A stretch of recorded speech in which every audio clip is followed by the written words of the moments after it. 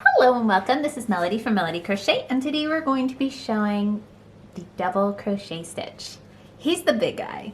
He's the one you see more often than not. Starting off with a slip knot, I'm going to go ahead and chain 10 nice and loose so I'm not working into any death grips here. We're going to be working our double crochet in the third chain from the hook. The one on the hook doesn't count, so that's one chain, 2 chain, 3 chain right there. That's the guy that's going to get our double crochet. So I'm going to mark that with my thumb. Now you're going to yarn over, which means go through the back, up and over. And you're going to turn your hook in the same shape as your chain. Enter.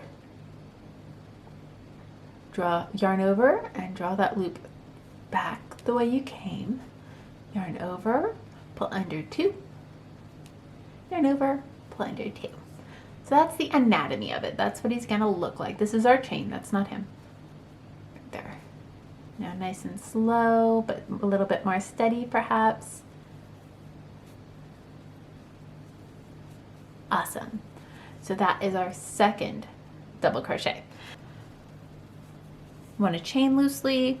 You want to make sure you're moving your head of your crochet hook in the right direction. Right now it's in lock, so forward, side, back is all locked. When you're actually going through any holes, you want to face it towards your working hand. So go ahead and yarn over, insert. Every time I'm moving through something, I move my hook head toward my hand.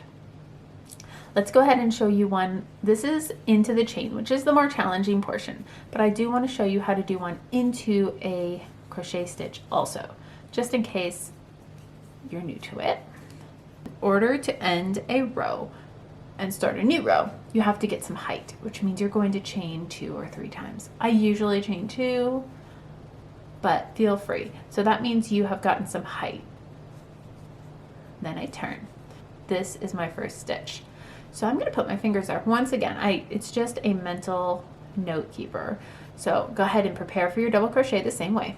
Yarn over, insert under 2 legs now. It's not the chain. From now on, unless it says back loops only, you're going to be working under both legs of the V of that stitch. The top of every crochet stitch is a V. And there's 2 legs to any V. And in this situation, for a regular double crochet, you're going to get under both legs of that V, but nothing else. That's all that's on top of your hook. Make sure you don't get under too much of that. That would be a ton under there. And that's going to make it bulky and you'll lose height and it won't be straight and beautiful. So under the 2 legs of the V, like that is how you'll end up. Then you yarn over, draw up that loop, 3 strands on your hook, yarn over, pull under 2, yarn over, woo, pull under 2. I think I've hit a knot. Now let's work again. Now it's challenging to start the first row and make sure that you aren't adding too much bulk on either side, but after that you're pretty much home free, as long as you don't get a knot in your yarn. There he is. Be patient with knots. They're not usually that bad unless you yank on them.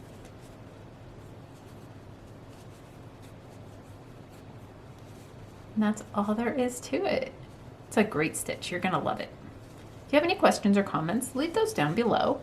Thank you so much for stopping in, and I will see you next time with another Melody Crochet Basics tutorial. Bye guys!